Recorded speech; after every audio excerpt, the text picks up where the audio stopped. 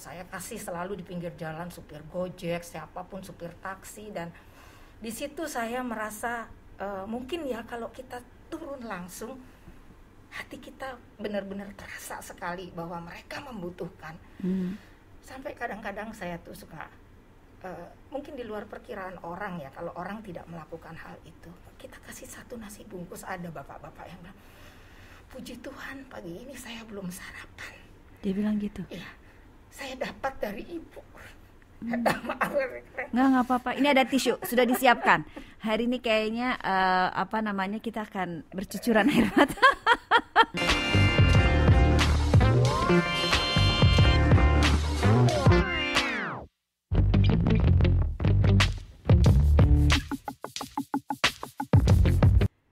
Hai, apa kabar semuanya? Kembali lagi berjumpa dengan saya Arleta Danisoro di podcast Saya Hebat, podcastnya Yayasan Kanker Anak Indonesia. Nah, pada hari ini saya kehadiran seorang tamu yang memiliki kantin. Nah, saya langsung lapar jadinya. Namanya Kantin Bu Dani. Ya, karena memang pemiliknya itu bernama Sri Kiswardani atau memang lebih akrab dipanggil dengan Ibu Dani. Nah, Ibu Dani ini sudah beberapa waktu ini sangat-sangat membantu Yayasan Kanker Indonesia. Apakah ada kaitannya dengan kantinnya tersebut? Nanti mari kita tahu ceritanya, karena Ibu Dani sudah hadir di sini. Ibu Dani, selamat datang. Selamat pagi, Mbak. Aduh, Bu Dani, sebelumnya saya atas nama Yayasan Kanker Anak Indonesia mengucapkan terima kasih banyak nih, gitu ya. Bu Dani ini sudah banyak sekali berkontribusi, gitu ya. Tadi di awal saya sempat bertanya, apakah ada kaitannya dengan kantin Bu Dani? Dengar ceritanya, jadi gimana nih ceritanya awal perjumpaannya dengan YKAI, terus bagaimana ceritanya sampai bisa berkontribusi dan banyak sekali nih membantu teman-teman, khususnya para orang tua juga dan anak-anak ini. Gimana cerita awalnya? Iya, Mbak Leta, terima kasih pertama saya sampaikan atas waktu yang diberikan kepada saya. Sebenarnya awal saya mengenal YKAI itu sebenarnya dari pertemanan. Kebetulan saya berteman dengan Ibu Ruth. Ibu Ruth mah temennya di mana-mana, Ibu Ruth itu. Dan tukang masak juga. Iya, tukang masak juga. Senang masak. Iya. Nah, Ibu Ruth dan Ibu Mira yang kebetulan berada di YKAI. Nah, saya kebetulan berteman dengan beliau-beliau ini sebagai teman main angklung. Ya, saya sempat waktu itu berjumpa dengan Ibu Mira. Ibu Mira ini salah satu pengawas. Ya mungkin untuk yang belum tahu, Ibu Mira ini salah satu pengawas untuk YKAI, dan memang waktu itu waktu pandemi ya, suka mengumpulkan orang kegiatan dan main angklung di luar kan, di taman, betul, kan. Iya. Nah, dari situlah kita sering mengadakan charity ya, untuk anak-anak pejuang kanker. Nah, jadi kami sering mengadakan show bareng gitu, dan kemudian hasilnya kami sampaikan ke anak-anak pejuang kanker tersebut. Itu salah satu saya mengenal YKAI. Nah, kebetulan saya dengan Bu Mira itu kita sama-sama satu industri di dunia asuransi. Nah, jadi dan saya salah satu pengurus di asosiasi pialang asuransi dan reasuransi, yaitu Aparindo, di mana Bu Mira juga ada di sana, dan kita sering mengadakan acara-acara sosial. Nah, inilah yang pertama kali saya mencoba untuk bisa memberikan sedikit kontribusi asosiasi kami kepada YKAI. Akhirnya kita mengadakan turnamen golf pada saat itu, dan saya bersyukur banyak teman-teman di industri yang care terhadap anak-anak ini, dan akhirnya kami cukup mendapatkan donasi yang cukup besar pada saat itu. Nah, itulah hasil kepuasan saya, walaupun itu sebenarnya bukan usaha dari saya, tapi usaha dari teman-teman semua. Nah, setelah itu kemudian saya memutuskan untuk tidak terlalu banyak aktif kembali di dunia industri saya, tapi saya masih tetap di organisasi dan juga beberapa teman-teman di industri. Kemudian akhirnya karena saya kebetulan tinggal saat ini di rumah sendiri, jadi anak-anak semua udah pergi, anak-anak sudah menikah semua, dan saya termasuk sebenarnya single parent ya, sejak 20 tahun suami saya meninggal, jadi saya pikir saya udah biasa sendiri dan beraktivitas gitu. Saya bilang apa ya yang saya harus lakukan. Akhirnya karena saya juga seneng masak gitu lah. Kita punya kesamaan berarti ya, harus ngumpul nih kayaknya sama Burut nih nanti ya. Cuman masakan saya masakan tradisional loh. Nggak apa-apa, saya juga harus banyak belajar itu. Jadi akhirnya saya buka kantin di rumah gitu. Kantin Budani itu. Oke. Di Radio Dalam. Nah, karena rumah saya itu sekarang Radio Dalam adalah wilayah bisnis ya, banyak perkantoran, dan saya melihat kok banyak sih karyawan yang pada makan di pinggir jalan, di emper-emperan. Dan pasti sebagai ibu-ibu tuh rasanya tuh kok gemes gitu, pengen ngasih sesuatu yang bersih, yang rumahan, yang sehat. Betul, itu yang saya harapkan gitu. Akhirnya ya udahlah, saya dengan adanya pembantu di rumah, kebetulan pembantu saya bisa masak ya, pinter masak. Saya bilang, yuk kita buka kantin gitu ya. Jadi biar mereka jangan makan di pinggir jalan seadanya gitu. Di rumah aja gitu. Dan itu pada saat saya buka itu bertepatan dengan ulang tahun cucu saya yang pertama di 14 Februari, mungkin Valentine. Hari kasih sayang, jadi cucunya dikasih kantin nih. Pas banget. Saya bilang saya udahlah ngepasin di Valentine aja gitu. Pada saat itu banyak sekali orang yang datang ke rumah gitu ya. Sampai saya kadang-kadang kewalahan, ternyata bikin kantin ini juga ya, karena repot juga ya, karena begitu kedatangan orang saya langsung repot yang menyenangkan kan? Iya betul, ya, karena kan nggak pernah ya usaha seperti itu. Nah, terus tapi tahu-tahu pada bulan Maret ya pandemi.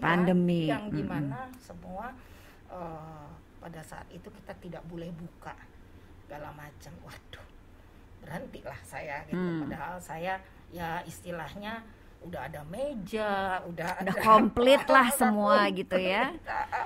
Saya bilang akhirnya saya gini, apa yang harus saya lakukan ya, karena dengan kondisi seperti ini.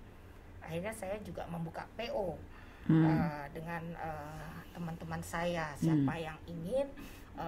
Nah itu kekinian juga Bu Dani tadi ngaku tidak kekinian, tapi sebenarnya kekinian buka PO di kala pandemi itu kan hampir semua orang lakukan itu. Iya, dan tapi PO saya ini adalah PO masakan tradisional, jadi pelanggan-pelanggan saya tuh rata-rata udah di atas 50 tahun yang biasa kangen masakan rumah. Kayak apa sih makanan Jawa tradisional? Seperti apa yang dibikin sama Bu Dani? Masakan saya itu Pak rawon. Kalau rawon umum, saya mungkin ada kalau orang Jawa ya tahu kayak brongkos. Iya, jarang tuh brongkos. Iya. Terus kemudian mangut iwak pe ya tahu. Mangut lele. Gudeg. Nah, terus kemudian juga asem-asem, garang asem. Nah, yang seperti itu yang mungkin kalau ibu-ibu di Jakarta sekarang waktu kecilnya dulu suka dimasakin kayak gitu. Kok sekarang saya nggak pernah lihat di warung-warung atau restoran yang khusus seperti soalnya itu. Sekarang kita udah yang fried chicken. Itu saya justru nggak pinter kalau yang kayak begitu. Jadi saya yang tradisional. Tapi nggak apa-apa, itu kan turut melestarikan warisan budaya bangsa. Nah, akhirnya dari PO-PO ini sampai akhirnya yang saya dengar itu sering membantu mengirimkan nasi dus. Untuk YKA itu gimana, dan untuk siapa sebenarnya di YKA ini? Awalnya sih sebenarnya waktu itu saya kirim saya selalu membuat nasi bungkus untuk para gojek ya. Waktu itu kan mereka pada benar-benar awal pandemi untuk membantu. Ya. Saya share di teman-teman grup saya, siapa yang ingin ngebantu. Sini saya masakin karena saya kan sudah punya alat punya masak, peralatan lengkap segala macam. Kok saya nggak saya manfaatkan. Saya bilang sini, akhirnya banyak yang mau bantu. Nah akhirnya, dan itu saya jalankan sendiri, saya setir mobil sendiri. Wah, terus dikirim-kirimnya tuh gimana? Pinggir jalan. Saya dengan teman saya, punya teman satu yang setia selalu membantu saya. Itu namanya Bu Nelly. Dia teman SMP saya. Wah, ya. itu udah begini banget tuh teman puluhan tahun tuh. Makanya terus kemudian ayo kita kasih aja di pinggir jalan. Jadi kemudian saya kasih selalu di pinggir jalan, supir Gojek, siapapun, supir taksi. Dan di situ saya merasa mungkin ya kalau kita turun langsung, hati kita benar-benar terasa sekali bahwa mereka membutuhkan. Sampai kadang-kadang saya tuh suka mungkin di luar perkiraan orang ya, kalau orang tidak melakukan hal itu, kita kasih satu nasi bungkus, ada bapak-bapak yang bilang, puji Tuhan pagi ini saya belum sarapan. Dia bilang gitu? Iya, saya dapat dari ibu. Nggak apa-apa. Ini ada tisu sudah disiapkan. Hari ini kayaknya kita akan bercucuran air mata. Jadi, dan itu pasti itu tuh rasanya kayak apa tuh, iya, Bu Dani rasanya? Itu di daerah Blok M waktu itu. Terus ada bilang, Abu, alhamdulillah saya belum makan. Saya tidak sangka pandemi bisa sampai membuat orang untuk makan sekali aja susahnya luar biasa gitu ya. Jadi itu yang akhirnya mendorong saya, kenapa sih nggak teman-teman ini jangan cuman di rumah merasakan komplain aja masalah pandemi. Saya setuju banget itu. Akhirnya coba deh, berapapun donasi Anda, saya coba bantu untuk memasakkan dan saya menyalurkan. Dan akhirnya saya mendapat respon positif dari teman-teman di WA Group, karena WA Group saya ini banyak banget ya Mbak. Ada berapa? 50 mungkin? Karena dari teman-teman dari ada SMP, komunitas tetangga, terus kemudian pensiunan, BNI, kebetulan suami saya almarhum kan pensiunan BNI, terus kemudian dari grup banyak deh Mbak. Pokoknya akhirnya saya share semua. Dan saya nggak sangka bahwa itu mendapat respon. Saya bilang karena pada waktu itu kan trennya orang memberikan Jumat berkah, ya kan? Karena banyak orang yang tidak makan gitu, jadi akhirnya banyak Jumat berkah yang saya pun juga ikut gitu, saya share Jumat berkah. Nah akhirnya saya membuat masakan, walaupun setiap hari saya kantin buka ya. Saya kantin buka Senin sampai hari Jumat, Sabtu dan Minggu istirahat. Nah, tapi saya buka PO itu khusus dari Senin sampai Kamis aja. Karena saya hari Jumat saya konsentrasi untuk Jumat berkah itu. Dan karena banyak yang memberikan, saya seikhlasnya. Mereka mau kasih berapa, hanya kalau ada yang tanya berapa sih patokannya, kan harus ada patokannya. Saya bilang, patokan saya 20.000. Tetapi siapapun yang akan nyumbang, entah cuma 10.000 atau 1 bungkus, saya terima, masukkan ke rekening saya. Jadi nanti saya kumpulkan dan kemudian hari Jumat saya akan masak dan saya akan bagikan. Dan saya bersyukur alhamdulillah cukup banyak, sehingga saya akhirnya memutuskan setiap Jumat saya bisa masak 150 bungkus. Banyak loh itu. Bangun jam berapa Bu Dani? Sebenarnya biasa ya, kalau udah kantin itu kan kita tiap hari. Iya, biasanya pagi kan. Ya. Jadi dengan 150 bungkus itu cukup lah. Kenapa saya ambil patokan 150 bungkus? Karena saya membagikan sendiri dengan Bu Nelly. Jadi saya harus punya waktu, jam 11 saya harus selesai. Dan jam 11 itu saya harus bagikan gitu. Nah pada saat itu banyak sekali orang yang memberikan Jumat berkah juga.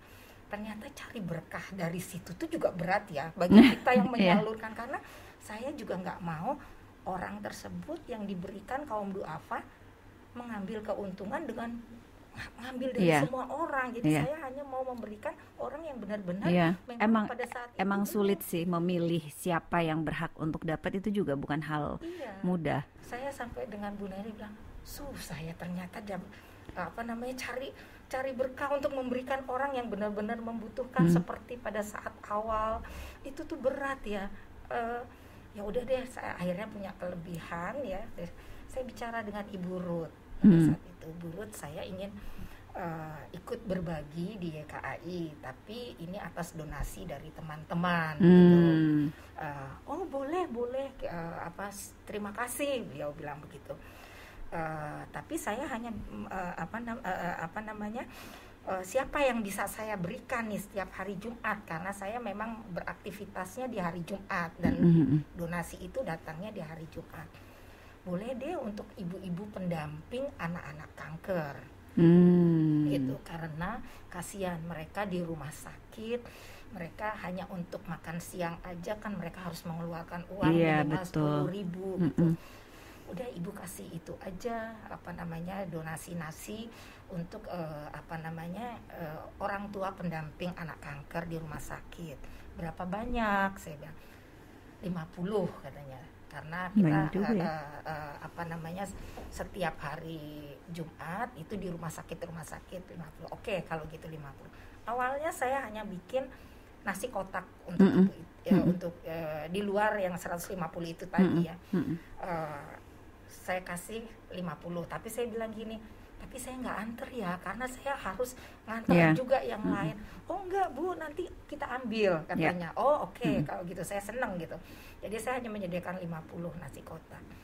Nah, tapi setelah itu saya berpikir, kenapa orang tuanya ya, kenapa nggak anaknya juga dikasih gitu loh. Saya bilang paling nggak kan dia senang dapat goodie bag makanan gitu ya. Akhirnya saya bilang lagi sama Bu Ruth, kalau saya kasih ya semacam goodie bag extra fooding untuk anak-anak itu gimana?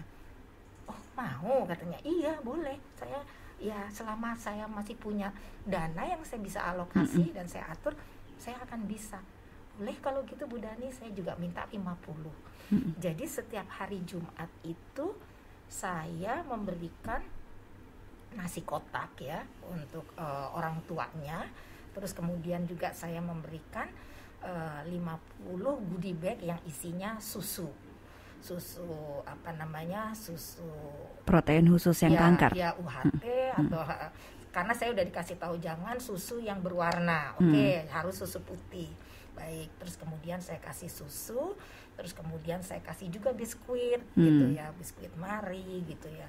Terus kemudian buah. Itu saya jadikan satu masing-masing dapat 50 pack. Jadi setiap hari Jumat itu saya selalu kedatangan pegawai dengan ambulans ya, datang ke rumah untuk mengambil jatah mereka jam 10 itu.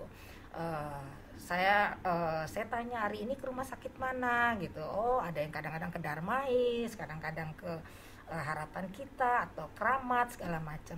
Tapi saya selalu tanya dan saya selalu pesan, Pak tolong ya, saya butuh foto gitu.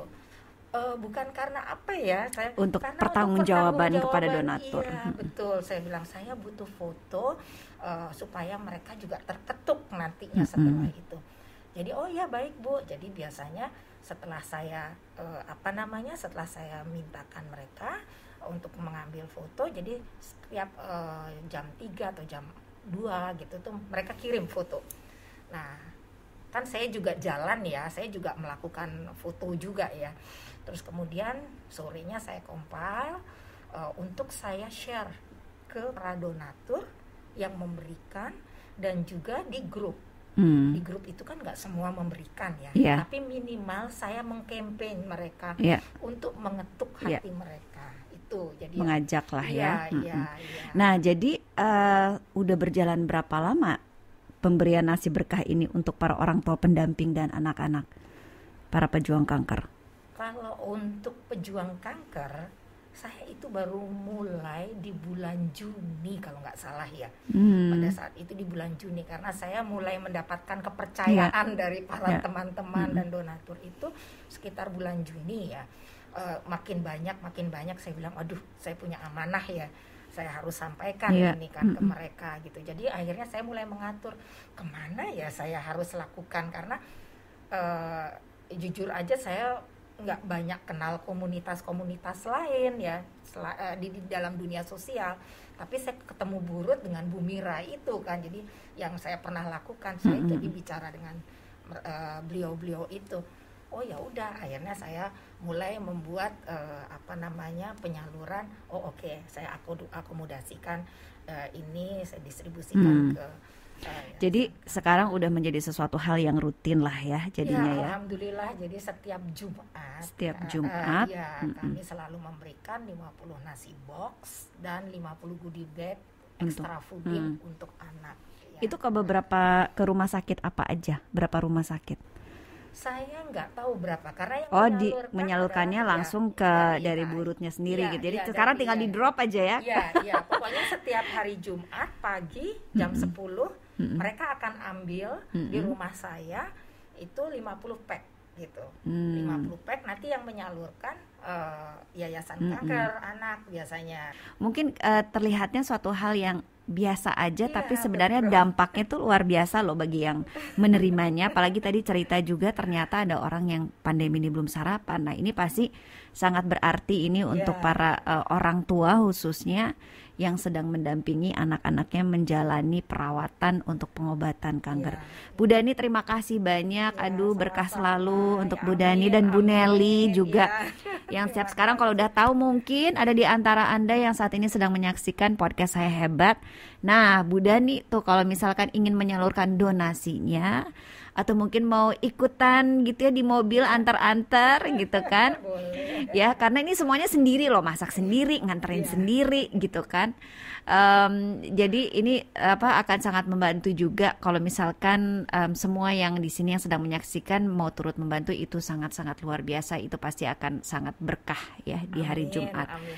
Jadi Bu Dani terima kasih banyak. Semoga usaha ini juga bisa terus-terus dilakukan. Berkah buat yang membuat, berkah buat yang menerima. Dan itulah cerita daripada Nasi Jumat Berkah dari tamu saya Ibu Dani yang kami undang khusus di acara podcast Saya Hebat. Saya Arleta Danisoro. Kita ketemu lagi di podcast Saya Hebat yang lainnya. Sampai jumpa.